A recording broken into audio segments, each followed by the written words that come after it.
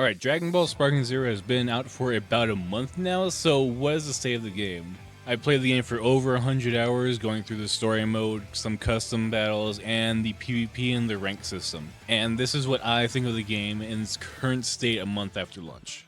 Alright, so Dragon Ball Sparking Zero is really good, but it's not perfect. It's been about, 3 weeks, a month after the game launched, and it was pretty fun. Those first 2 weeks, I didn't play anything else. I played this game non-stop, and it was a great time. However, the more I play it, the more you begin to notice some things here and there. First off, the music's pretty good. They take a lot of music from the anime, they put it into the game, and yeah, I enjoyed some of the soundtracks that they actually added into the game. The graphics are very good. The graphics are really good for a Dragon Ball anime game. I will say that. Especially some of the graphics for like the supers, the combos, and all the cinematic stuff. Those are pretty nice, especially the sparking episodes. So the story modes in the game, basically you take control of one of the characters. In this case, you'd probably take control of like Goku. Then you would go through the major fights inside of Goku's story. And they wouldn't retell the entire story in the story modes in this. They will take a before of the fights, they'll have a little chit chat, then they'll have the fights, and then after the fight they'll have another little chit chat and what happened. But they're not going to retell the entire Dragon Ball story for you. It's really just the major fights inside of the show, and also there's also the sparking episodes inside of the main storylines of the game that are alternate timelines of what could have happened if like this character beat this character, or if you picked certain characters to progress the story slightly differently. There's a bunch of ways you can actually get to these sparking episodes. It's usually going to be you have to defeat a character really fast. And by doing this, you'll get to see an alternate timeline, and some of these timelines are really good.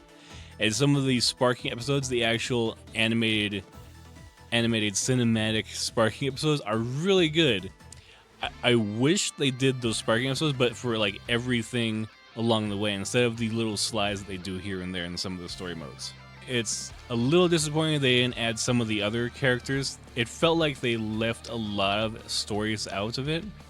Like they could have added, like, let's see, they have Turtles, which is basically the other Goku. They have Dr. Wheelo. They have other ones like they have other characters like Broly. They have Cooler.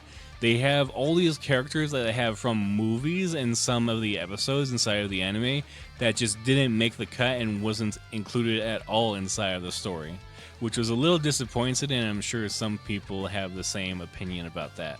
The story is pretty good, but it felt like they left a lot of stuff out, which they could have added into it to make it even better than what it was. So one thing that they did add that's really good is they added the custom battles. So you can go into these custom battles and you can actually create your own little cinematic fights story here and there, which is really cool. Like they tried to make a Broly fight cinematic because there's no Broly inside the main story game. So a lot of people are going into these custom modes, they're making stuff for like Broly, Cooler, what if scenarios, and this is a really good thing they added here. Yeah, I really did enjoy a lot of these custom modes, and the ability to you can create your own custom battle, and you can create just a raid boss for someone to actually come and try and fights as well. This custom battle mode is really nice and will give some replay value to the game as well. And for people that don't want to do the whole PvP thing, because the game doesn't feel too balanced in the PvP spectrum, I'll talk about that a little bit too. Right, so here is the part that everybody loves, the PvP. The ranked PvP is what everyone loves and no one complains about. Alright, so there's definitely some problems with the balancing in the PvP, but I am not going to go deeply into every single character. I'll just say that I've noticed that because a few characters have a few gimmicks here and there, like Broly, you also have some of the giants are very difficult to deal with. You have the androids that can actually absorb the life from your enemies, which makes it very problematic in PvP. And these are like the meta team loadouts when you enter PvP is if you go into DP battles, you're gonna find teams that have like only giants, only the androids that can like absorb life and energy from you, a lot of Zebrollies, and you're gonna find a bunch of characters with like After Image Strike. So After Image Strike is something that once you activate it, you're almost untouchable for about 15 seconds from most basic attacks.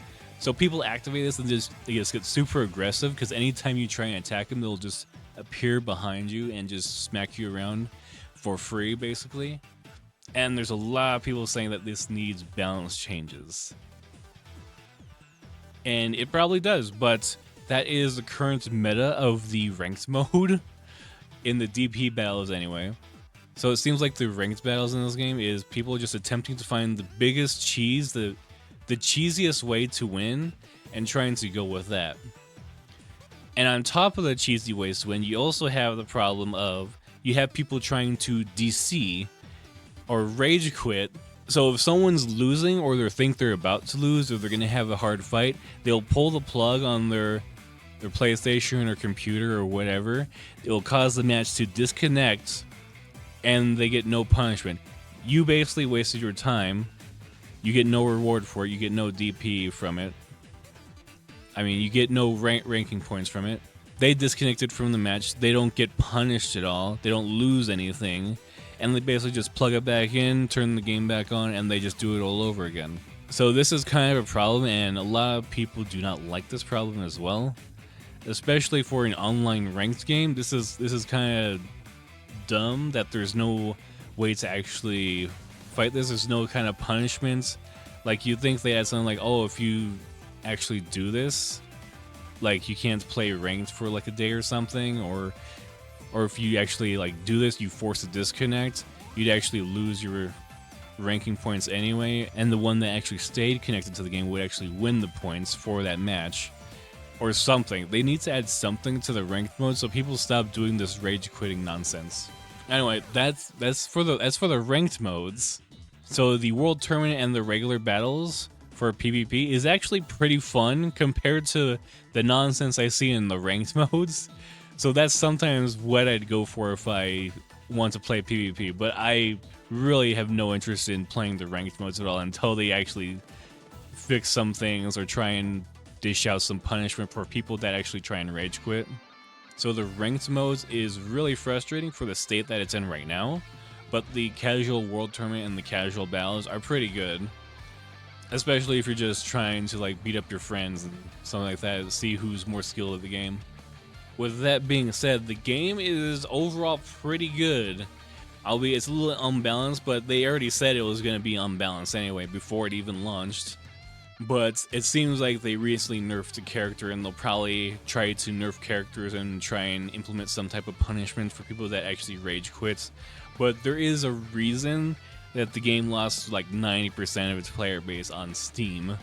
The story mode does not last that long. The ranked battles is a mess right now. So all that is left for like the replay value, if you've played the game for over 100 hours, is the custom battles and like the casual PvP fighting matches. And that is one of the reasons why I've slowed down on the game. I might play it for a few hours a week just to see what state the game is in, but it feels like something should definitely be done before they unlock a new DLC or character pack for the game to actually try and bring players back, but it doesn't seem like it's going to get revitalized that much. But I definitely don't see them making a huge overhaul in the game. What we got now is probably the way it's going to be for a while. They're probably going to make a few nerfs here and there, and hopefully they add some type of punishment to the ranking system. But other than that, the game is still pretty good. The game is still pretty good, even with like all the flaws the game has. So for an anime fighting game, this is definitely my favorite one for this year. And this is definitely my favorite Dragon Ball game, that's for sure.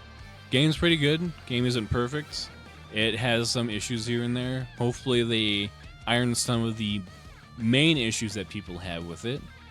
But it seems like they have lost the majority of their players, and it's unlikely they'll come back unless there's like a major patch, major expansion, major character pack DLC or something like that. But the game's current state is what it's going to stay at for a very long time. Tell me your opinions on the game. I only play the game for maybe a few hours a week now. Like for the first 2 weeks, I played it for over like 60 hours in the first 2 weeks it was out, and it was a really good time. But it's when you play it that long, you start noticing some of the things that could have been better, or they could have tweaked this before it launched. They could have added this. Anyway, if you made it this far, tell me what you think about the game, leave the comments, and yeah, see you next time.